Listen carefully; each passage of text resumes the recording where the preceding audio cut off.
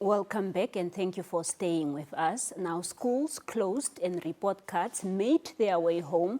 Families everywhere are feeling that familiar mix of pride, pressure, and anxiety. This week, a video of a parent harshly condemning their child for failing has sparked a conversation about how we react to our children's school results.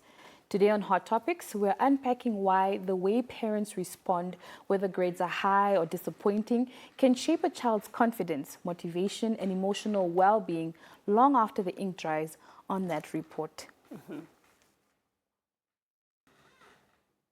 We've seen the viral trending video of the young boy being made fun of, being shamed about his poor results. What do you make of that act and how concerning is this? As a national organization of parents in education, that video which was running on social media did not make us happy. It is something which we condemn. We join other stakeholders who have condemned that atrocity against a young person. First of all, we would like to remind all the parents that a child, if they have failed, it does not mean the end of everything. There's a way on how you can be able to speak to your children who are facing failure. You use wisdom. So as parents, we were supposed now to find a method on how you bring your child on board so that you can sit them down and look into the situation of what caused the pain. The information you rely on as a parent, it has to be from a child itself. There's a way of how you approach them to say, okay, fine, you have failed grade 8 or grade 9. Let us look at the causes. What happened? Why did you fail? In a very, very polite way. Yeah, no, I saw the video of the guy condemning the child, and it was quite harsh. But what do you remember from, that day of receiving your report card and you didn't do so good? What do you remember? I think my encounter was when I failed my grade 8. I didn't know how to approach my parents. It wasn't an easy thing. Of course, I think it's an African thing when parents will just call you. There's no form of motivation to say, maybe next time you'll do better. Or not all the African parents, some of them.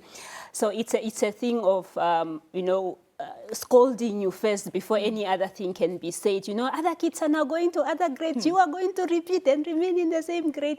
I think for me, that was a motivation in itself, just to make sure that I never fail a grade again. And I think that boosted my confidence, or per se my desire to study more, to make sure that I never fail a grade again. Really? Yes. But I like how the Ministry of Education stepped in and actually condemned this parent for doing what they did. Because in as much as for some people, yes, it will motivate them to be stronger. It's our African culture. We have to be strong, But then for other kids, it will definitely emotionally harm them, or even mentally, or whatever the case might be. Especially when we were in school, when the results would come out in the newspaper.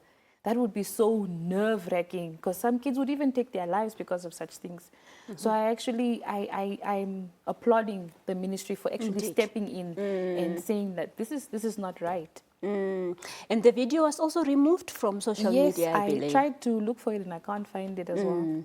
No, it's a good thing, I think, that the ministry stepped in. I mean, as much as, I think failure should be like a motivation to tell your child or a learner to say that you see what happened. Now, I'm sure you can do better next time. It's already bad enough for the child because they failed and their peers are going to another grade, and they were now faced with that thing of being in that grade, and it's going to be difficult for them already. So we also don't want, we also experience those that commit suicide. We don't want that.